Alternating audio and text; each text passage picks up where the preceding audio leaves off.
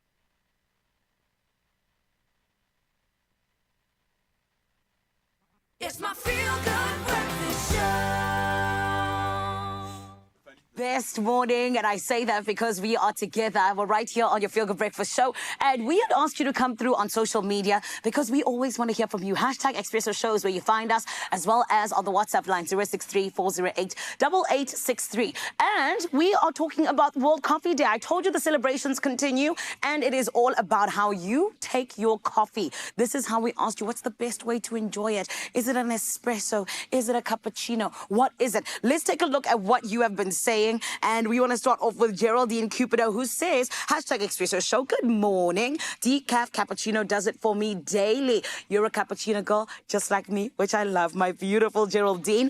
Anthea Langeveld says, good morning, team. Firstly, freshly ground coffee, definitely a cremicino and a cappuccino topped with whipped cream instead of frothed milk. Oh my goodness, I haven't had a cappuccino with whipped cream in forever. Cindy Lee Frederick says, my favorite has to be an iced latte. Why am I loving all of these? There's none that is wrong, actually. Gary Ockham says, I tried giving up coffee, don't remember why, but the headaches I got due to caffeine withdrawal were unbearable. So I'm back to my 6 or 7 cups a day. Just made my second cuppa. Friend, that doesn't 100% sound healthy, but okay, we'll talk about it. I want to talk to you, my Cape Town family, Graham and Ewan. How do you enjoy your cuppa, my angels? Comment of the day, that doesn't sound 100% healthy, but it's okay, we can stay. I mean, in any way, shape or form, to be honest, I think there's value in every coffee, but I do like a really strong coffee. So for me, the cortado, which I'm convinced, because I've tried to order it internationally and people are like, huh? I think it came out of South Africa where we needed like a flat white that was just stronger. So less milk, more coffee, but I'm cortado vibes. Maybe you just said it wrong in Barcelona. Yeah, I didn't say it cortado. Or maybe it's because I said it with a Spanish accent every time.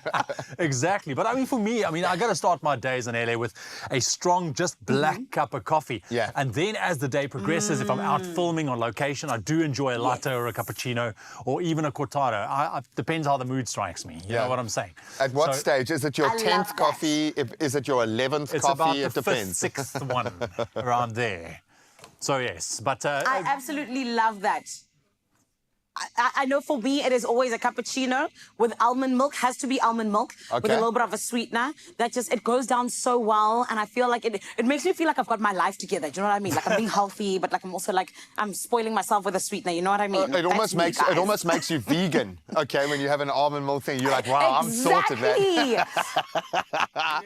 You get me. And then like, you know, now I like settle into Cape Town nicely. I like it for myself. Oh, man.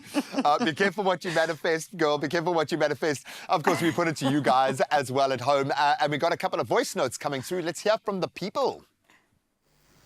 A very good morning to my beautiful Expresso family. I like my cappuccino with a dash of ginger and a dash of cinnamon. Very nice. Thank you, Jocelyn Pacodas. Bye. Oh, thank you, Jocelyn. Very, very cool. Thank you very much. Do we have one more voice note? This is Mkiwe all the way from Durban. Hello. I love a good cafe latte. That's my go-to drink.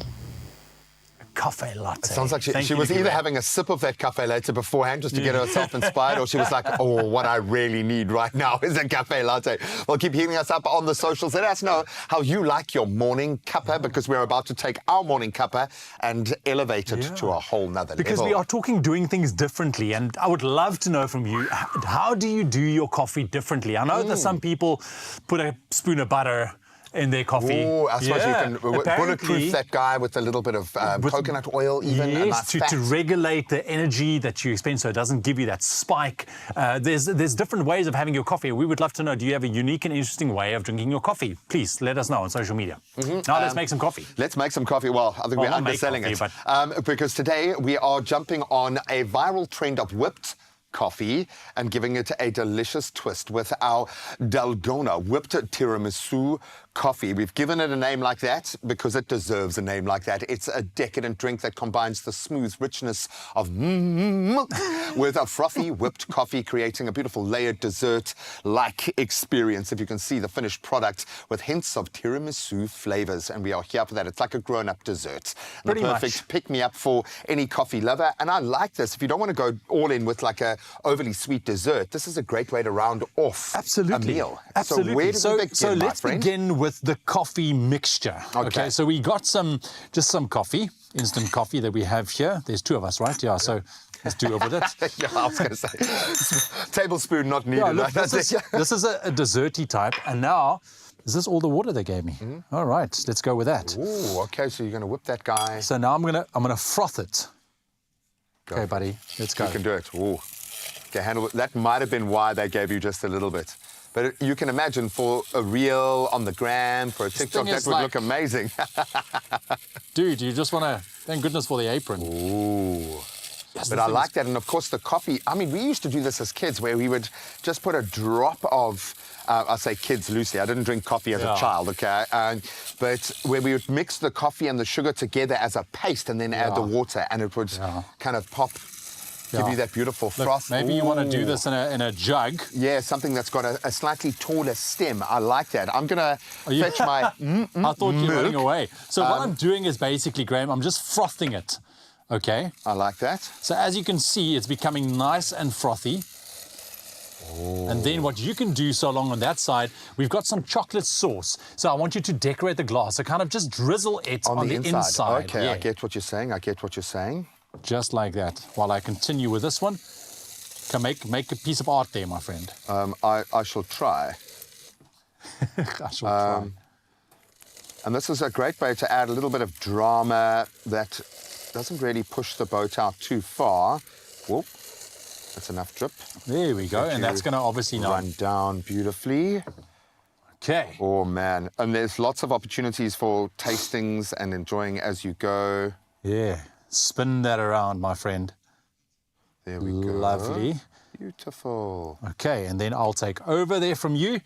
That's looking absolutely And what I'm going to beautiful, do is man. we just got some condensed milk that we're going to put in the bottom here. All right, while you continue to beautify our glasses and add even more layers of flavor, I think we need to take a moment to celebrate our milk, because it is, on its own, just absolutely amazing. And as Clovis celebrates, get this, 125 years. What a history of bringing quality dairy products to our homes.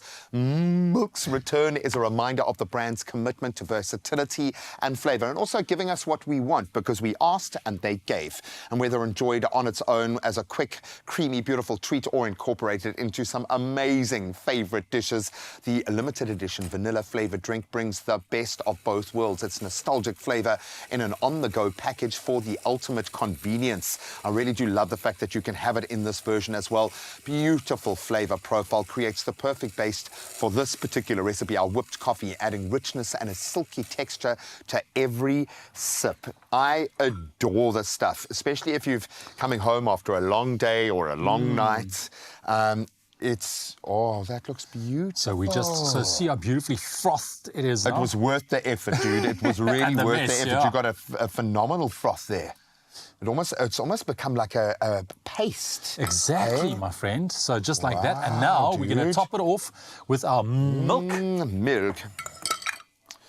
All right. Go for it. Do we pour over a spoon? You can pour over a spoon, actually, yeah, to try and keep that levels. Go for it. Yes. Probably going to... No. Perfect, my friend, yes. And then you fill it to the top. Yay. Yeah, don't rush the process. There we go. Leave it right there. So there's and the other one. Look at that. Oh man, this is spectacular. And this is one of those kind of like showstopper moments. You can even finish it off at the table with your guests. Here we go. Let's do this one. There we go. Do you want to give it a go? Yeah, let's finish this guy over here.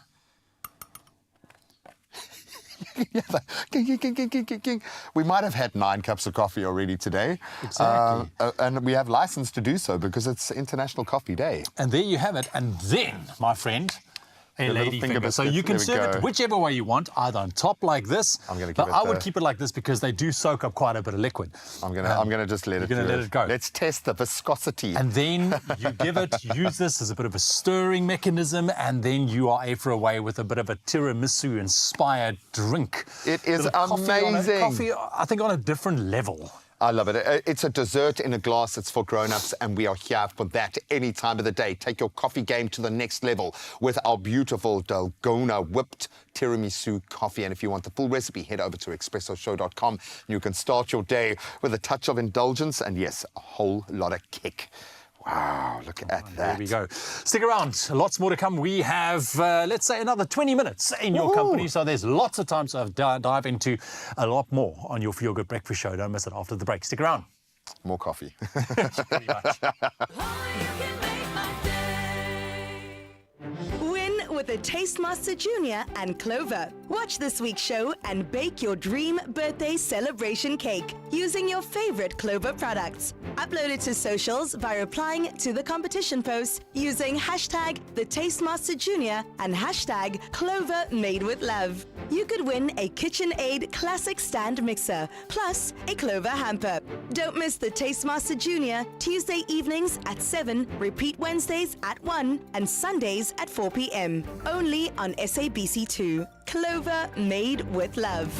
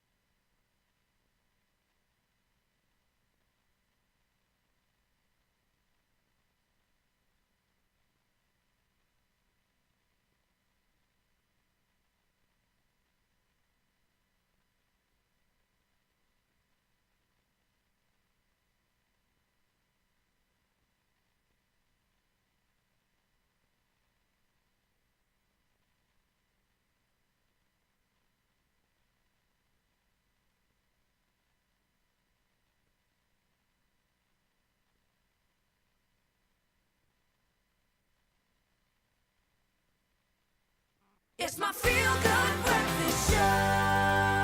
A very happy Tuesday to you, Mzansi. We made it, baby, to the final hour of Expresso. I say that because it means that your day can officially start now. You know what I mean? And you go off feeling good and you go off knowing a little bit more about a lot more things in life. One such that you need to know about is, of course, the Joburg Film Festival. It is happening come March the 11th to the 16th, and it is hugely exciting because, my friend, finally the organizers have said, yes, these are the dates for you, young filmmakers and filmmakers alike all over South Africa, for you to come through and be part of it and showcase your work. And it is so exciting because it is the 7th edition of the Joburg Film Festival, and I do believe that this is one of the springboards for so many different films all around the country. And today we're joined by one of the curators, actually, none other than Unhlanhla Ndaba, who is here to tell us all about it and how you can get involved. So everybody, let's give him a feel-good welcome, please. Nhlanhla, how are you? I'm fantastic. How are you? I'm good, thank you. I hear you're here to tell us about the Ndaba. Yes, I am. Yes. March 11. I know what you did there. I'm glad.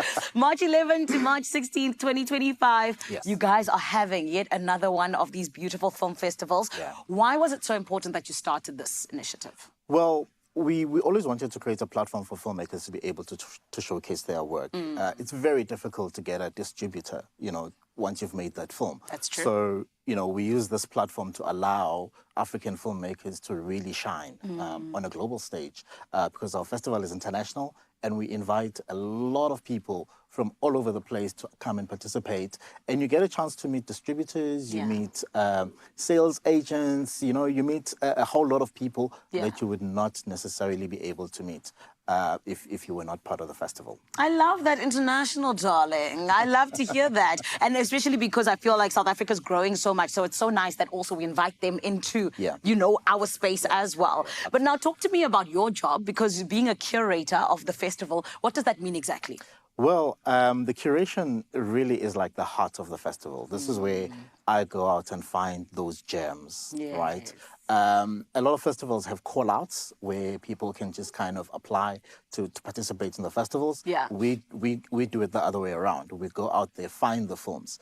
However, over the past, 6 years, we've discovered that we're not reaching the South African market or the South African filmmakers. So we're doing things slightly differently this year. Okay, with a little bit of a call-out, but also going out and finding them still. With a bit of a call-out, but like also that. going out to find them as well. Nice. Yeah, we've had, incredible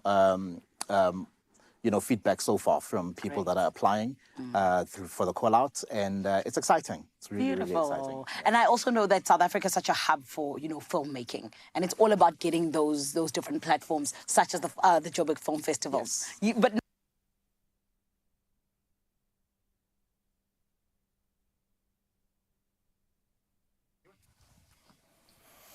Oh, man, we are absolutely loving the education we are getting today. So thank you so much for everyone who's made a contribution, and we want to continue on that path right now. Just because Women's Month is over, it does not mean that honouring the incredible woman in our lives becomes any less important. In fact, it's probably more important to continue that now.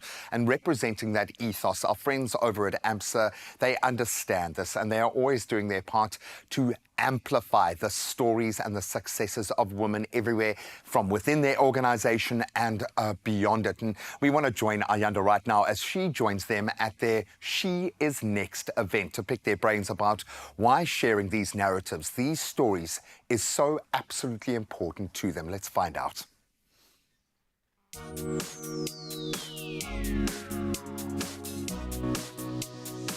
Hello, beautiful Expresso family. I have said it before and I will say it again today. Women's stories are important throughout the year and not just in August. And it is no secret that APSA is dedicated to sharing the narratives of women. And it is through events like tonight in partnership with Visa that this message is amplified.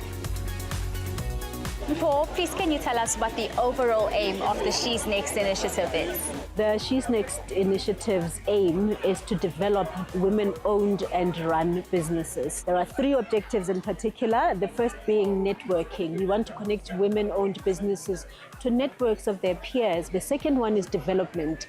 It's through a specially curated development program that grows these businesses. The last one is access, and this is access to finance and access to markets, which all businesses need.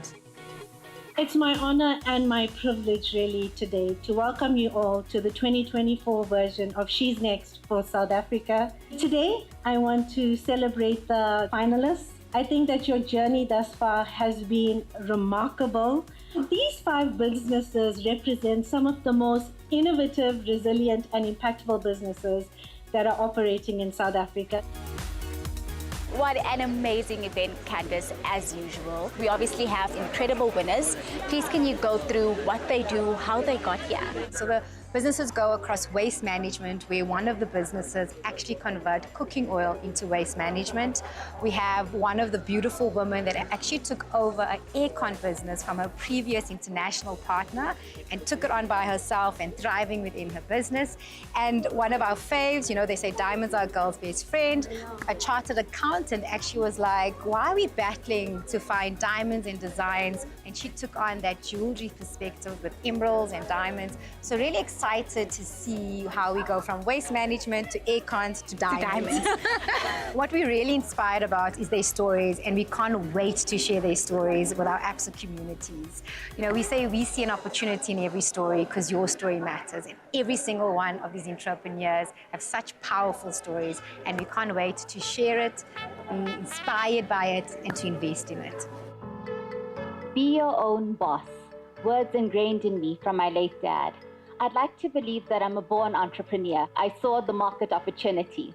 With no formal experience myself, I then went on to qualify as a diamond grader through the Gemological Institute of America and founded Diamond Days. 2.1 million air conditioning units were imported into the country. We currently sell about 3,600 aircon units annually. That's about 0.01% of the market share. Our ultimate goal is to attain 5% of the market. I was raised in the Eastern Cape in a legal village by farmers. So I've had my own front row seat when it comes to the challenges that small farmers like my parents face. South Africans produce over 50 million tons of waste, and only 7.5% of that waste is recycled. And so that means the rest of the waste ends up in overflowing landfills, as well as on the side of the road as litter. My business idea was inspired by an article I've read about the advantages of waste cooking oil. What an amazing presentation you had earlier on. Can you please tell us what this She's Next initiative means to you? I mean, to be recognized on such an international platform, it's an international platform, has just been wonderful for me. So I really hope to expand and to just gain some market traction from this. For me, entering this competition was simply because of the barriers that I've faced ever since I've started. The ultimate goal for me is to set up a manufacturing plant in South Africa, and I think this is the perfect platform for me to form strategic partnerships to realize that dream. The problems that we are trying to solve are really, really big.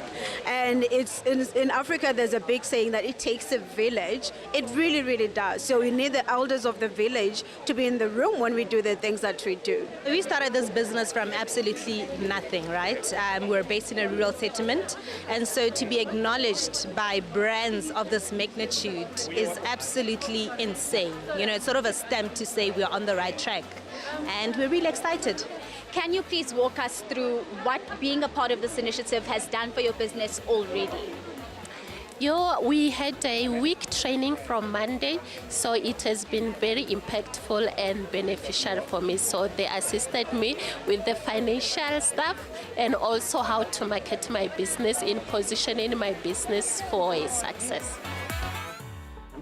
Beyond monetary grants that the top 4 businesses will be receiving, they will also have access to an ABSA SME Business School. It's the first one for this year that we are piloting, and we have developed the curriculum for that with the Africa Development Bank and the Frankfurt School of Finance and Management in Germany.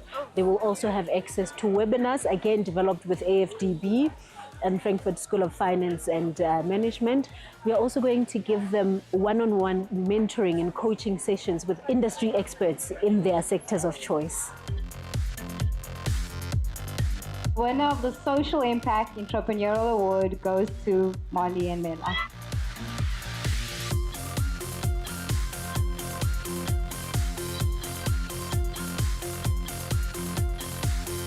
And so the winner of She's Next, She Can, She Will, She's Next, is Inno Biodiesel.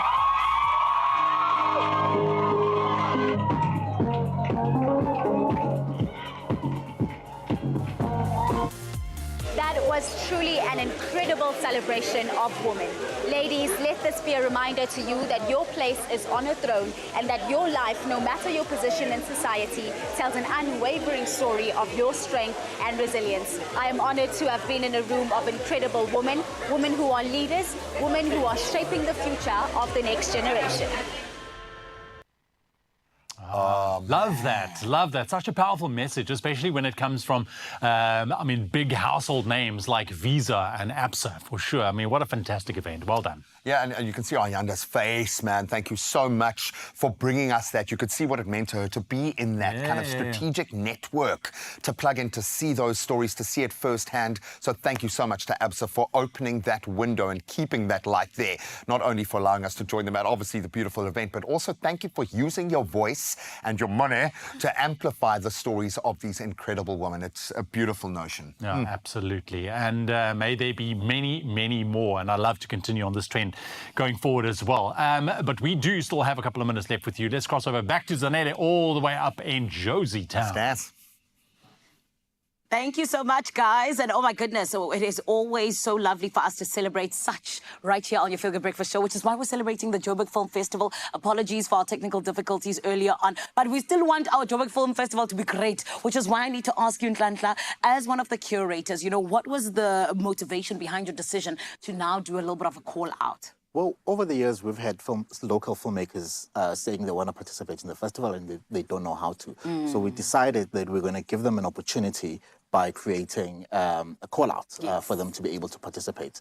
And in order for them to do that, they can just go onto the Film Freeway portal and search for the Joburg Film Festival, and they'll be able to upload their film in that way. That is beautiful. And what is the biggest thing we can look forward to come 2025? Lots and lots of stars. We bring in a lot of fantastic directors and some A-listers to participate in the festival. So be on the lookout for that. I love that. And one last thing, speak to me about how you guys are going to be fostering those relationships between the producers and all of the people that are going to be in that room. We have 4 pillars that make up the Joburg Film Festival. And part of them is the industry program and our JBX, which is the market side of the program. And that's how filmmakers and distributors will be able to connect and make those deals. Beautiful. One last time for anybody who just heard and said, I want to enter, what can we, where can we go, Ron? Filmfreeway.com and then search for the Joburg Film Festival. Beautiful. It is the likes of Nhlanhla Ndaba with the rest of the team for the Joburg Film Festival happening in 2025 from March 11th to March 16th, my friend. All about you and getting your films out there. It is Film Freeway. Is it .com. .com. There it is. It is literally on the screen. Do the right thing and go and show the world what you've got, because it is all about you and shining, my friend. Right about now, though, it is time for us to cross back over to Cape Teasy, Foshizi. And I do also know that we 100% want to know what it is that we can end off your day with an absolute high. What is it? Well, my friend, actually, you know what? Because we've got somebody who's getting ready for you, we're going to take a short break and we'll be back after this.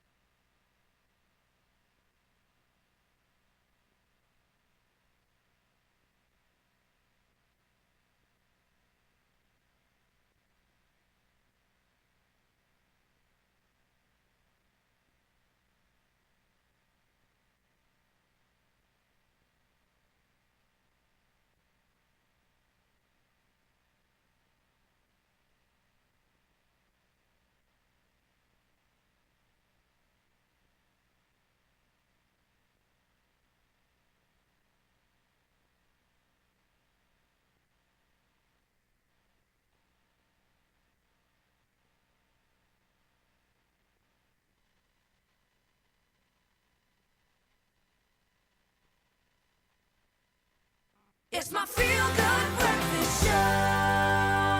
Welcome back. You are still tuned to your Feel Good Breakfast Show Expresso right here on S3. And just a quick last reminder. Imagine what you could do with 69 million rand in total estimated Powerball and Powerball Plus jackpots this Tuesday. I literally just bought my tickets. You really did, and I couldn't get onto that before this started, so you got in there before us, so you better get on it right now. You can play Powerball for an estimated 25 million rand, and then Powerball Plus comes in hot. We've got an estimated 44 million rand to throw in the kitty there as well. Imagine getting that SMS tomorrow morning, man. Come now. Now, of course, you can buy your tickets in one of many ways. You can do so in store on the National Lottery.co.za website. website, the mobile app, cell phone banking, or by simply dialing *120 *7529# for USSD. No advice on what your lucky numbers should be, but we'll keep those details. Feel free to DM us if you want to share lucky numbers. Please do. And you can go and check out all the details on how you can enter, and then Panda, Pusher, Play, Powerball and Powerball Plus for an estimated total jackpot of 69 million rand today. That's just ridiculous. Yeah, go out and win big, but if you're going to go play, do so responsibly as well. Right, a couple of minutes left. Let's wrap up the show with a little bit of music. Our artist of the day, Usima Mane, is here to perform live in Joburg with Zanele. That's right, honey. I know you want to enter the lotto so that you can get a check. But right about now, we're getting a check with Usman Mane. Everyone, let's make some noise.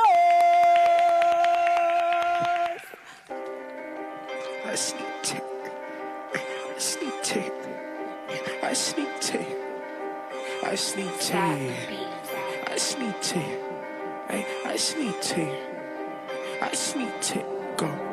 It's my money gum, it's my man. It's my money gum, it's my man. It's my money gum, it's my money gum. It's my money gum, it's my money gum. It's my money gum, it's my money gum. It's my money gum, it's my money gum. Let's go. I just need a tick, how am I? Drip, give it fresh, how am I? Pull up in a Benz, how am I? Slide my dead, how am I? I just need a tick, how am I? Fully to the drip, how am I? Yeah, it's a little lit, how am I? I'm daddy, Uber sick, how am I? I just need a tick, how am I? Drip, give it fresh, how am I? Pull up in a Benz, how am I? Slide my dead, how am I? I just need a tick, how am I? Fully to the drip, how am I? Yeah, it's a little lit, how am I? Daily Uber says, hey, I sneak food. Hey, pull up in a cool. Hey, all my brothers hoop.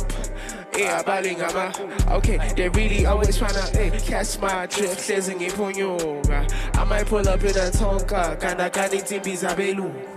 All eyes on a young boy, it's my music Caveli. Better back hit, still one more, yes, Sabadeli. All I see is upstate, teaming up, but still I'm my daily.